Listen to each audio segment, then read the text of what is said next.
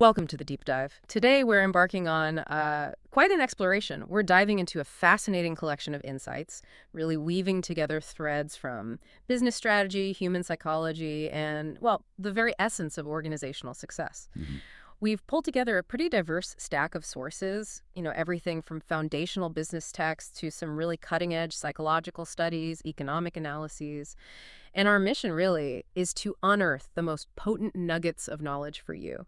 We want to help you see those unseen forces at play. Yeah, it's truly captivating, isn't it? How many seemingly disparate fields ultimately converge on similar, profound truths about human behavior and how we make decisions. As Exactly. we connect these dots today, you'll discover how the intricate workings of our individual minds influence pretty much everything from how we lead and interact in teams to how entire organizations strategize and innovate in a landscape that's just constantly shifting. The key question we'll probably grapple with throughout this deep dive is just how much of our success, or even our failures, might be subtly predetermined by patterns we often overlook or maybe just aren't aware of. Yes, and you might be genuinely surprised, I think, by the extent to which what makes a company thrive or a leader truly effective really boils down to a deep understanding of the human element. Hmm. The inherent biases we all carry, the often unspoken dynamics of group interaction, and even the cultural nuances that shape how we communicate. Consider this deep dive your personal guide, maybe, to discerning these hidden forces, giving you a distinct advantage in both your professional and your personal spheres. Indeed. By thoroughly immersing ourselves in these different perspectives, you'll gain not just a richer understanding of what unfolds in the complex world of business and human endeavor, but maybe more importantly, why it happens. Right. But why? Recognizing these pervasive patterns and fundamental principles isn't just academic. It's, I think, a practical superpower for navigating complexity and making more informed decisions. Okay, so let's kick things off by delving into something we all experience every single day, often without even realizing it. How our brains actually make decisions. It turns out we're often far less rational than we like to believe. That's for sure. Daniel Kahneman, the Nobel Prize-winning psychologist, famously introduced us to this groundbreaking idea of two distinct systems of thinking. There's our system one, which is intuitive, fast, often emotional. Right. The gut feeling. Exactly, the gut feeling. And then there's system two, our more deliberate, effortful, and logical side. But what's truly profound and frankly a bit unsettling is just how much more influential system one really is. Hmm. In his seminal work, Thinking Fast and Slow, Kahneman describes System 1 as our automatic quick response mechanism. It's the part of your brain that instantly knows 2 plus 2, or recoils from a loud noise, or immediately recognizes a familiar face, right? Yeah, it operates below the conscious radar. Yeah. Snap judgments, initial reactions. Totally.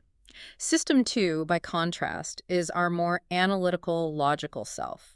This is the system that requires conscious effort, concentration, like solving a complex math problem, or deliberately choosing the salad over the burger, or, weighing the pros and cons of a big life decision. Right, the heavy lifting. The heavy lifting, exactly. But the core insight here is that System 1 isn't just fast.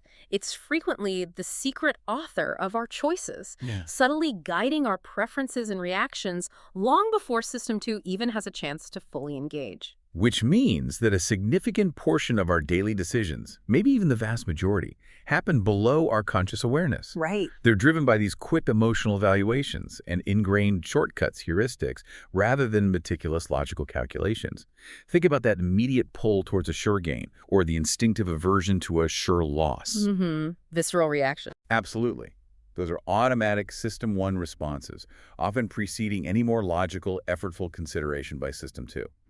Kahneman's research compellingly shows most people have a strong risk aversion for potential gains. They prefer a guaranteed smaller sum over a risky, potentially larger one. Yeah, take this sure thing. But conversely, when faced with potential losses, people tend to become risk-seeking. They often prefer a risky larger loss over a sure smaller loss. That's fascinating, isn't it? It is.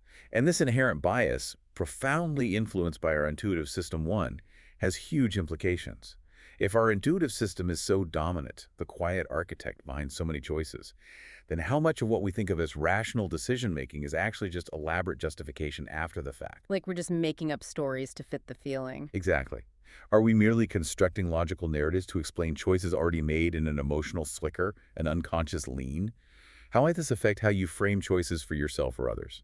Or how you interpret news, advertising things explicitly designed for that System 1 reaction? Are you really evaluating the facts with System 2 or just reacting to the emotional frame? Precisely. A classic example from the book really illustrates this.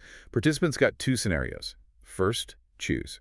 A sure gain of $240 R, a 25% chance of gaining $1,000, 75% chance of nothing. Oh. Second choice, a sure loss of $750 R, a 75% chance of losing $1,000, 25% chance of nothing. The vast majority, at like 73%, chose the sure gain, $240 in the first Right. one, Okay, that seems logical. but opted for the risky loss in the second. They took the gamble on losing $1,000 instead of the sure $750 loss. Wow. So risk-averse for gains, risk-seeking for losses. Perfectly captures it. And these biases aren't just about money. They extend to how we process all sorts of information and how we might be unconsciously swayed all the time. That's a crucial distinction. And building right on Kahneman's insights, the concept of framing effects, which is highlighted so vividly in Nudge, shows just how susceptible we are. The way information is presented or framed can powerfully alter our choices, often precisely because we tend to be, well, somewhat mindless or passive decision makers. Right. We take the path of least resistance cognitively. Exactly. Our default is System 1. So few of us actually pause to consider if reframing a decision would change our answer. Partly because I guess we wouldn't even know what to do with the contradiction if we found one, right? We just accept the frame given. And the unconscious nature of System 1 means that frame acts as a really powerful nudge, subtly guiding our attention, influencing our emotional response without us even realizing it. It's not always manipulation, maybe, but it shows how context, even subtle word choices, can have this disproportionate impact. Absolutely. Think about a medical procedure. Frame it as 90% chance of survival. People feel good. Frame it as 10% chance of mortality. Same statistic, totally different reaction.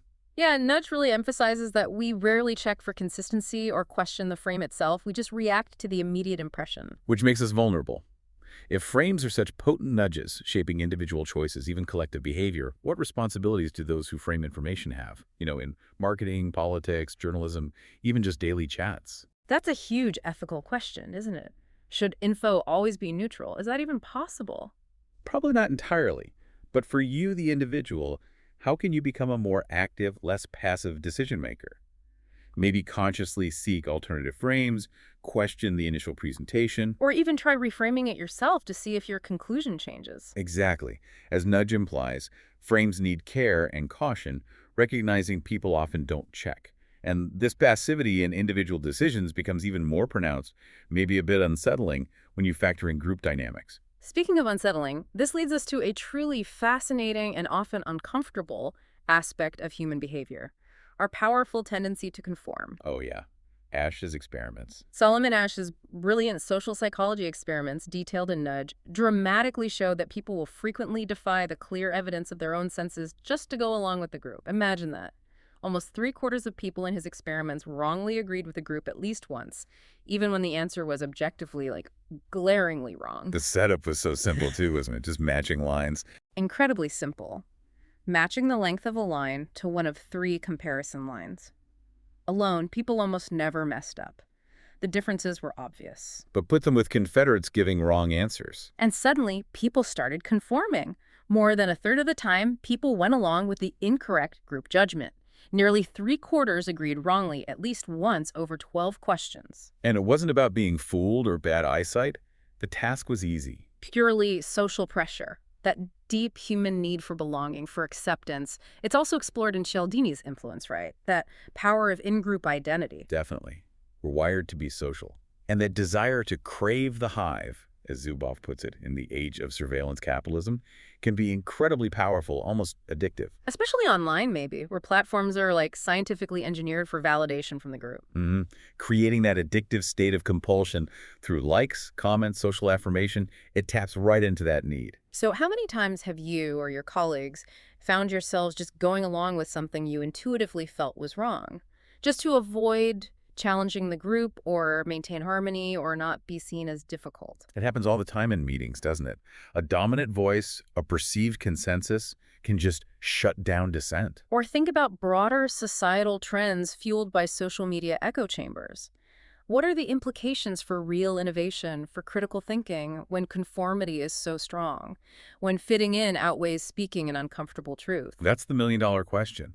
How do we consciously create environments, online and off, where critical thinking isn't just tolerated, but actually celebrated, seen as vital? That's a vital point, and it raises another important question. Hmm. Are we truly learning from our experiences, or are we just, making Right. excuses? Ray Dalio, in Principles, Life and Work really emphasizes that pain is an incredibly powerful teacher.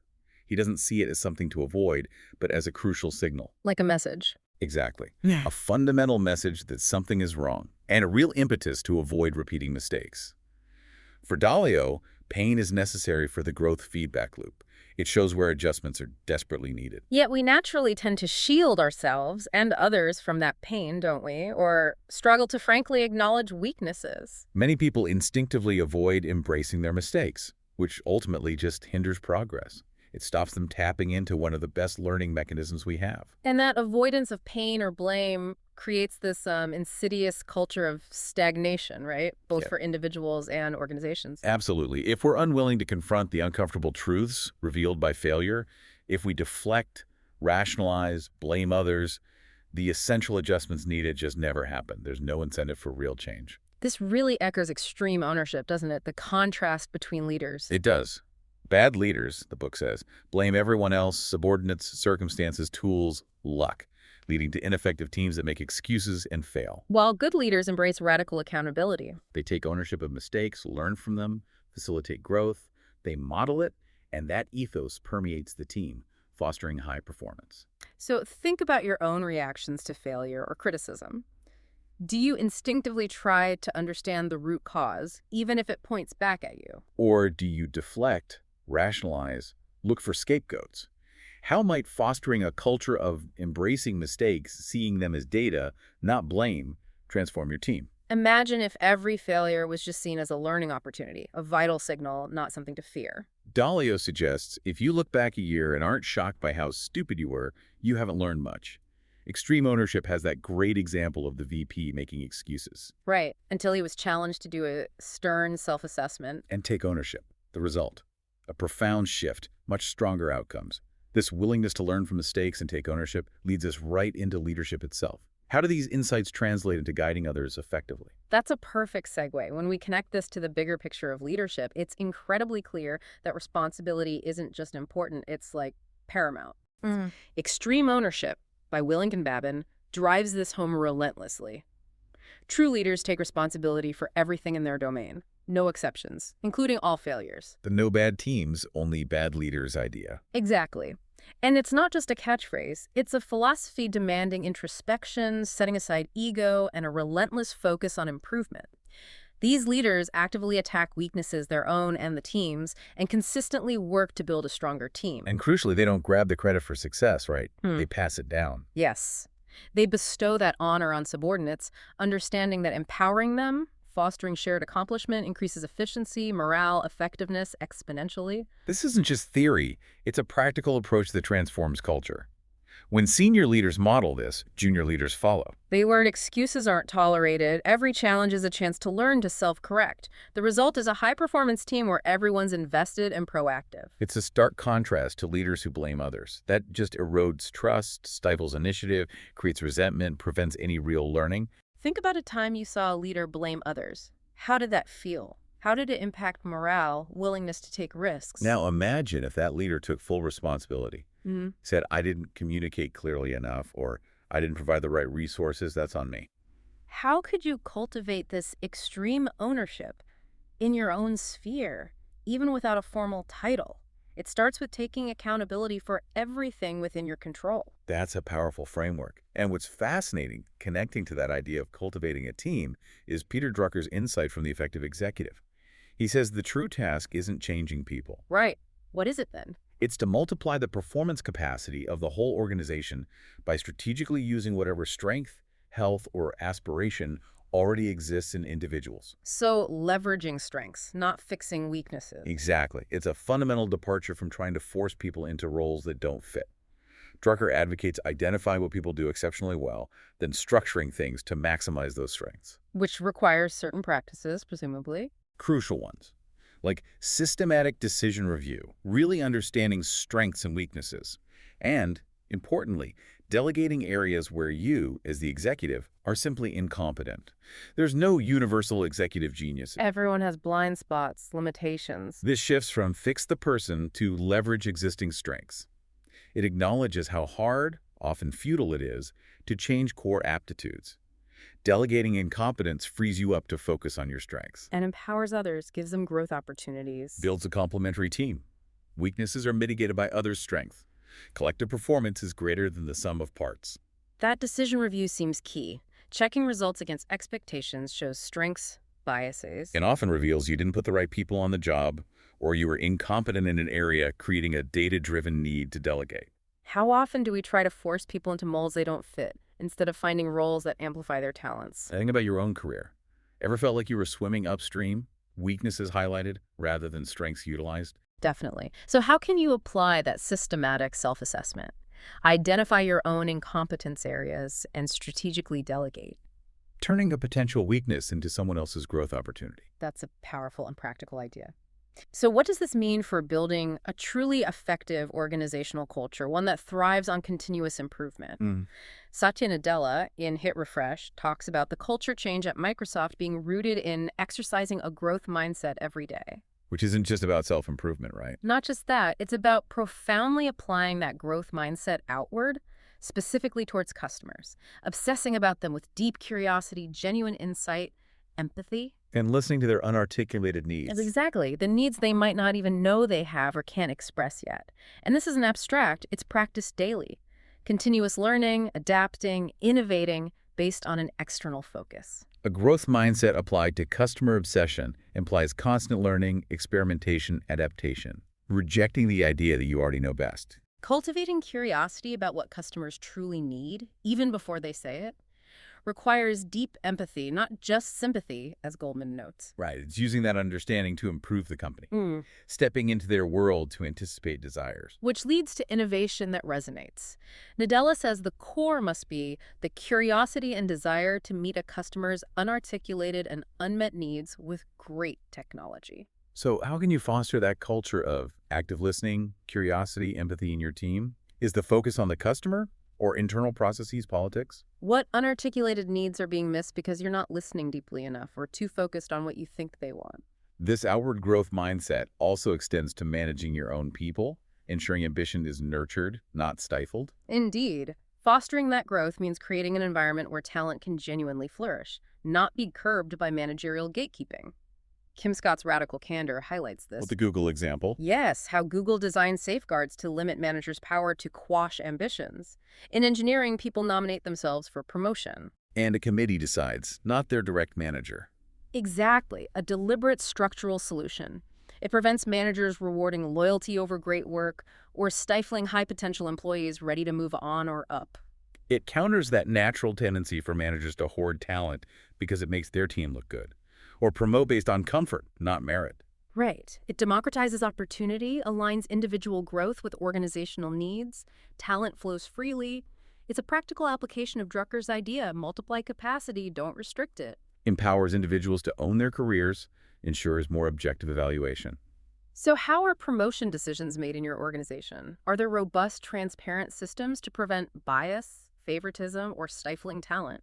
What's the long-term impact of systems prioritizing merit and growth on retention, dynamism, innovation, competitiveness? Scott even mentions Jared Smith, whom she hired, later hiring her, showing that long-term impact of nurturing talent. And nurturing talent also means creating an environment for open communication, challenging assumptions. That brings us to a really fundamental challenge in any team. The willingness to have tough conversations, question assumptions. Patrick Lencioni's 5 Dysfunctions illustrates this beautifully. With the product resources discussion. Yes. Martin felt his intelligence was questioned, took it personally, but Jan reframed it. The team wasn't attacking him, but questioning how good our products need to be to win and the strategy behind future tech investment versus current. Crucially, reframing it as conflict around ideas, not personalities, attacking the problem, not the person. This type of open, often uncomfortable, but constructive dialogue is critical for effective teams. Without it, unspoken assumptions, disagreements fester, leading to bad decisions, stagnation. Avoiding conflict for artificial harmony means risking strategies based on flawed premises. It's about collective critical thinking, courage to question the what and why. Trusting debates are constructive. Having the clarity to distinguish personal attack from rigorous intellectual challenge aimed at the best outcome. Think about a time you avoided a difficult conversation at work about project direction, resources, an unexamined assumption. What was the cost? Both immediate and long-term for the team's health. Psychological safety. How can you create a safe space for challenging ideas, ensuring questions are heard as productive exploration, not personal critique? Because these internal dynamics don't exist in a vacuum. How do we apply these principles when interacting upwards or with external stakeholders? That's an excellent connection. Effective interpersonal dynamics extend powerfully to managing relationships up the hierarchy. That HBR article, Managing Your Boss. A classic. It provides critical insights into proactively understanding your boss's context, their goals, pressures, strengths, weaknesses, and, crucially, their preferred working style. And it's not about manipulation, right? It's about proactive communication, strategic support. Exactly. Yeah. Building a productive, mutually beneficial relationship. Recognizing they're human, with challenges, preferences, understanding their world makes you more effective. Proactively understanding lets you anticipate needs, communicate in their preferred format memo, call, chat, presentation, provide support aligned with their objectives. Adapting your approach to their style, not expecting them to adapt to yours. The article also describes two unhelpful extremes. The counterdependent employee who overreacts sees the boss as an adversary. Right, disagreement becomes personal. And the overly compliant one who agrees even when disagreement is needed, seeing the boss as the all-wise parent. Avoiding those extremes, seeking a balanced, constructive approach is key. So how well do you truly understand your boss's priorities, pressures, communication style? Are you adapting or hoping they adapt? What might change if you invested more time diagnosing their context, understanding of the why behind their actions? This proactive, self-aware approach is a cornerstone of effectiveness, like Stephen Covey outlines.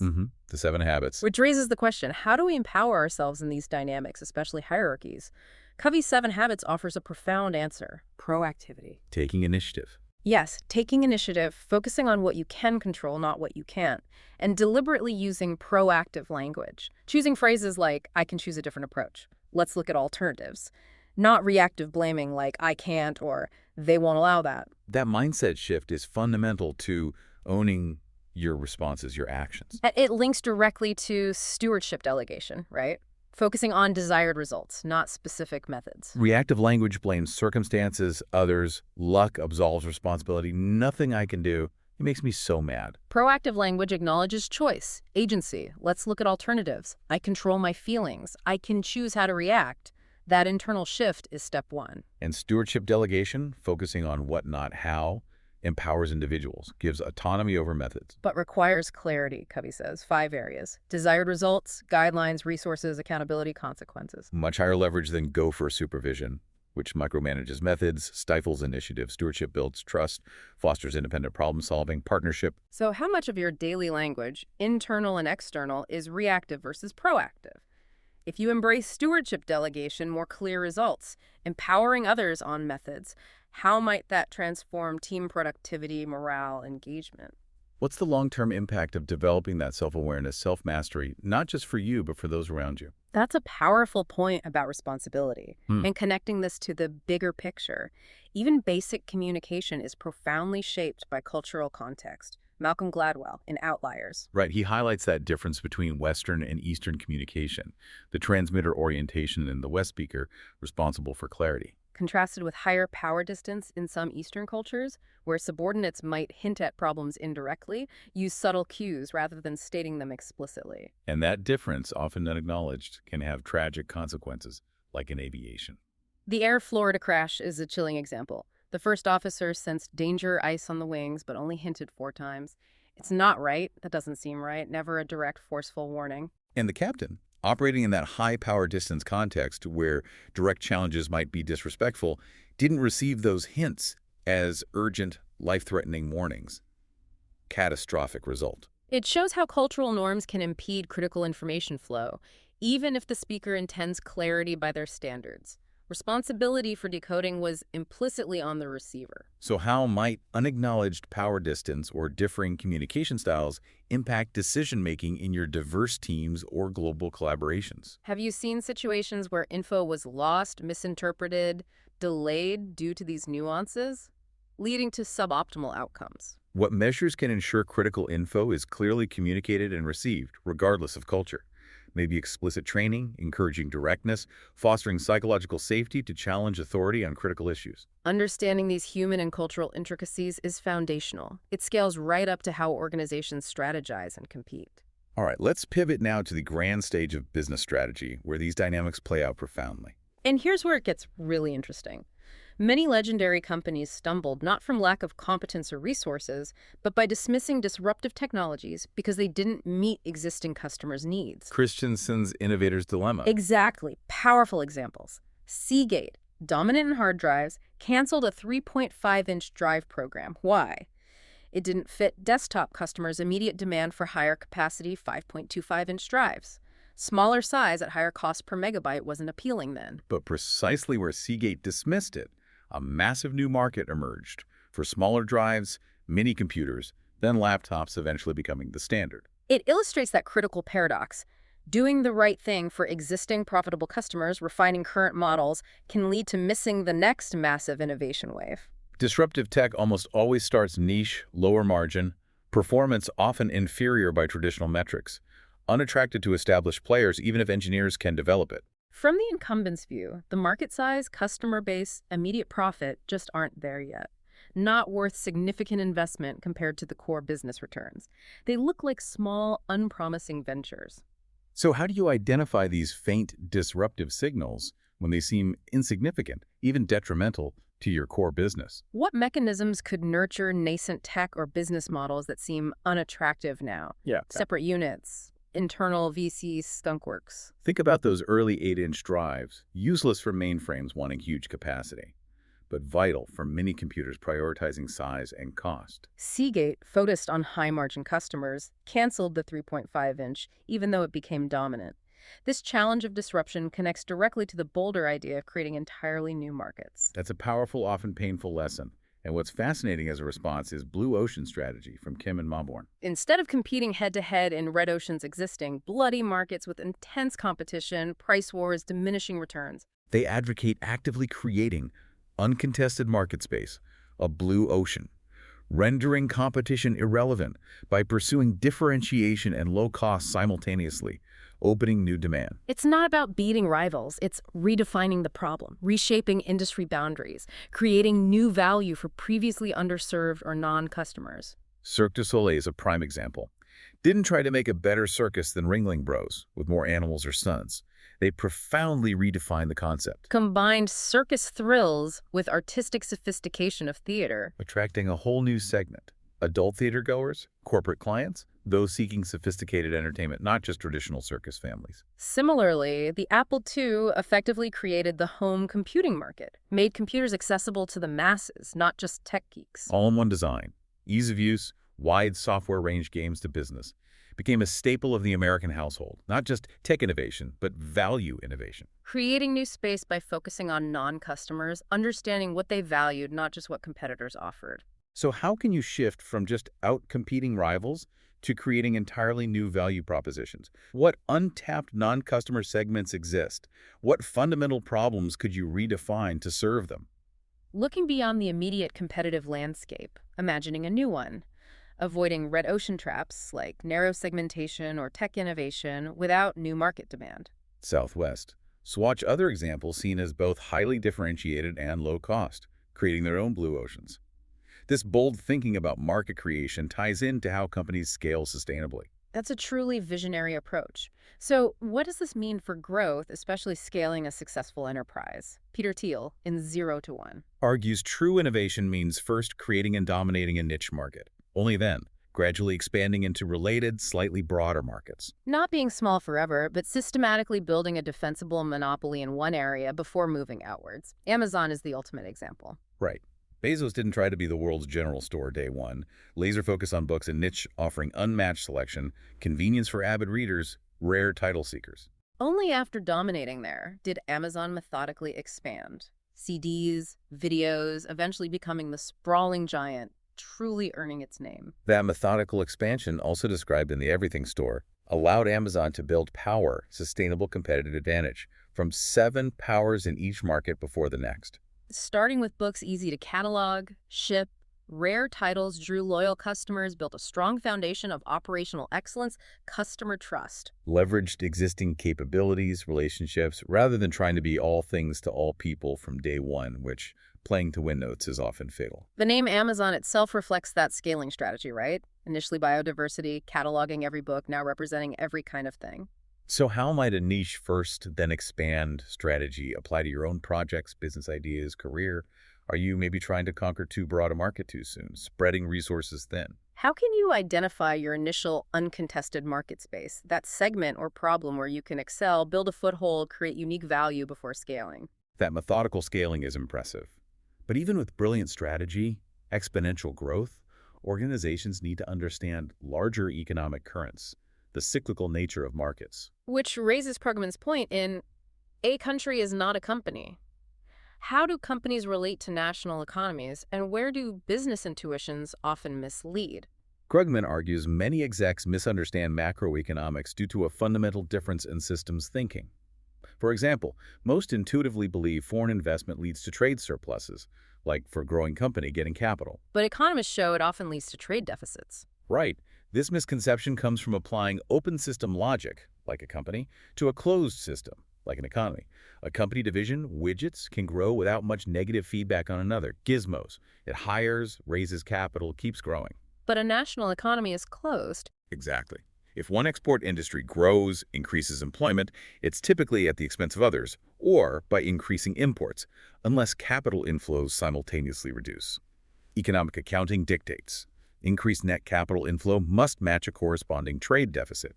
Strong negative feedbacks seek balance. So those feedbacks often eliminate any isolated gains in employment or trade balance, making company-country analogies misleading for policy. Where else might you be applying open system logic to closed system problems? Professionally, investing, personal planning, assuming indefinite personal financial growth without market corrections, or company success replicating seamlessly without impacting resources elsewhere. How does this distinction challenge intuitive assumptions about growth, interconnectedness, causality? Recognizing these differences is vital for accurate forecasting, policy, avoiding misleading analogies. And crucially, these economic currents are rarely linear. They're inherently cyclical, demanding a different kind of preparedness. That's a critical point about systems. And connecting this to investing and strategic planning, Howard Marks, in The Most Important Thing Illuminated, gives that powerful reminder. Just about everything is cyclical. Nothing goes one way forever. Trees don't grow to the sky. It challenges that deep tendency to extrapolate current trends, indefinitely soaring stocks, endless booms, protracted downturns. Marx emphasizes we can't predict the future with certainty. No crystal ball. But we can and must prepare for possibilities. This includes understanding market cycles, recognizing where we are, and accepting consistent outperformers like Buffett are truly exceptional. Which means chance, luck, plays a significant role we often overlook, attributing it all to skill. This cyclical nature isn't just markets and economies. It's human emotions, business performance, popular trends. Irrational exuberance gives way to pessimism and back again. It encourages a disciplined defensive posture, focus on risk management in good times, not chasing fads, or the "this time is different" illusion. Ties back to Taleb's Black Swan idea too, right? Unpredictable events dominate. Marx even mentions statisticians needing 64 years of data for statistical significance, underscoring how rare consistent outperformance is, how much might be luck, fosters humility, robustness. So, where in your life, career, investments, goals are you assuming linear growth or decline when cyclical is more likely, making long-term plans on short-term trends? How can you build resilience, preparedness into plans, accepting unpredictability, knowing the pendulum swings in many aspects of life? Marx's memo title, You Can't Predict, You Can Prepare, is that crucial, actionable reminder. We can't control the future, but we can control our preparation and reaction. And these large-scale economic and strategic considerations constantly interact with the relentless march of technological change. That's a profound thought, bringing us perfectly to how we often misinterpret, then mispredict, the future. And here's where it gets truly fascinating. Many historical tech predictions have been wildly, spectacularly off. Revealing a deep human bias in anticipating future impact. Peter Drucker, in his box set, reminds us of classics. Late 1940s, experts predicted the entire world computer market would absorb maybe 1,000 computers by 2000. Their vision was so limited. Science, warfare applications failed to grasp the widespread applicability, accessibility. Yet just 30 years later, by the 70s, already 250,000 computers installed globally, mostly doing mundane bookkeeping work, payroll, billing, inventory. Highlights the profound difficulty, our inherent inability maybe to foresee the true impact, adoption patterns, everyday applications of new tech. Initial assumptions are constrained by existing paradigms, limited imagination. Real-world usage always deviates. Drucker points out another fascinating misjudgment. When businesses did adopt computers for payroll, billing, experts then confidently predicted computers would displace middle management. Right. That famous HBR article asked, is middle management obsolete? And answered yes. The irony.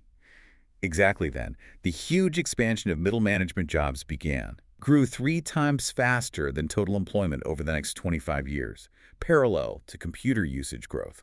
Wow. So technological change often creates entirely new problems and opportunities rather than just automating existing jobs away. It's not just displacement.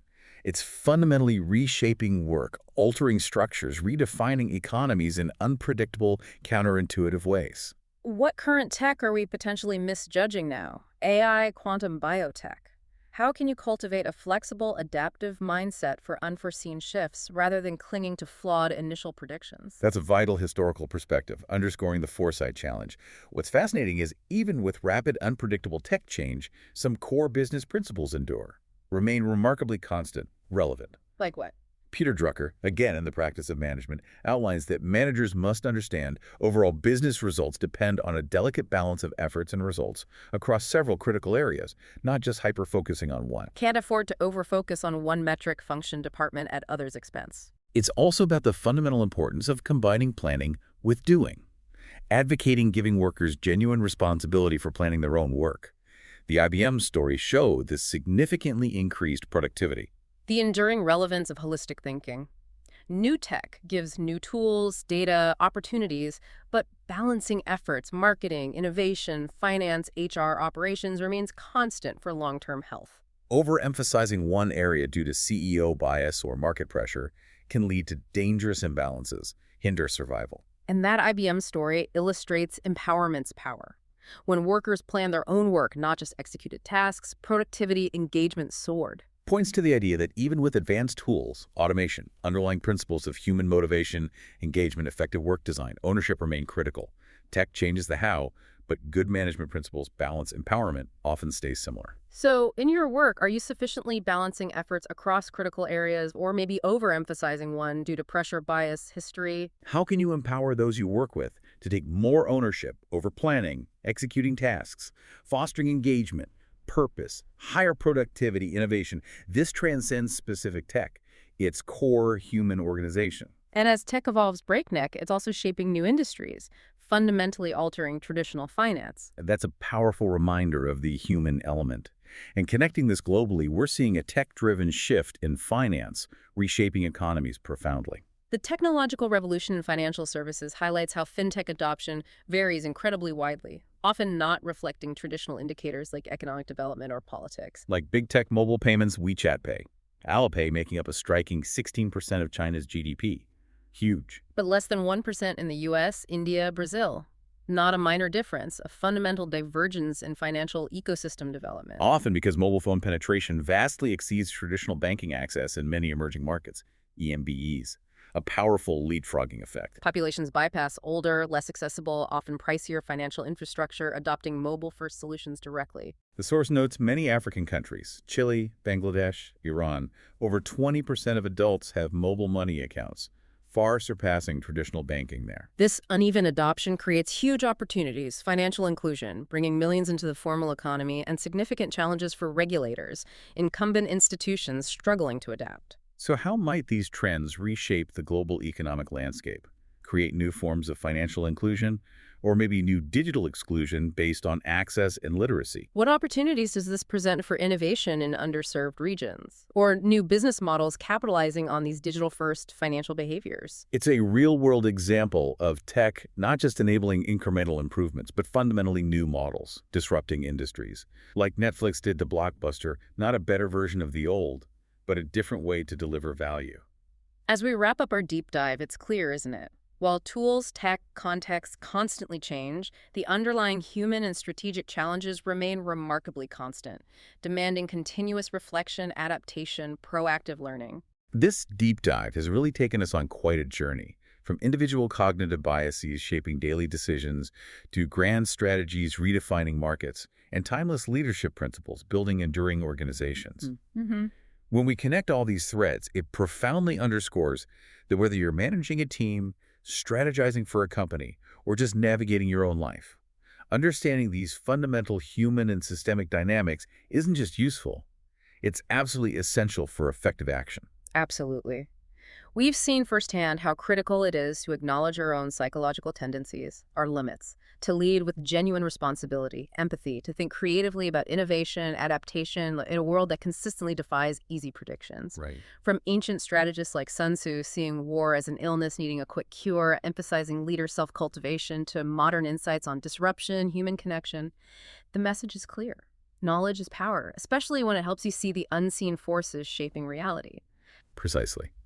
The general's character, Sun Tzu notes, is ultimately as important, maybe more so, than troops or equipment. Similarly, modern leadership setting ego aside, seeking truth, fostering a growth mindset, creates a powerful, adaptive force. These aren't just academic insights. Not at all. They're profoundly practical tools for understanding, influencing, shaping outcomes in an increasingly complex, unpredictable environment, giving you an edge where others might just see chaos. So what does this all mean for you? It means continuously challenging your own ingrained assumptions, meticulously honing your observational skills, cultivating a proactive, adaptive approach to learning and action. Because, as we've explored today, the future is less predictable, more cyclical than we might hope. But our preparedness, our willingness to understand these hidden dynamics, our capacity to adapt, that can truly make all the difference. What stands out to you most about how these insights challenge your everyday assumptions about people and organizations? How might recognizing these hidden forces, from cognitive biases to cultural communication, leadership ownership, to strategic market creation, allow you to better navigate the complexities of your own environment, and perhaps even empower you to create your own blue ocean in your professional or personal life?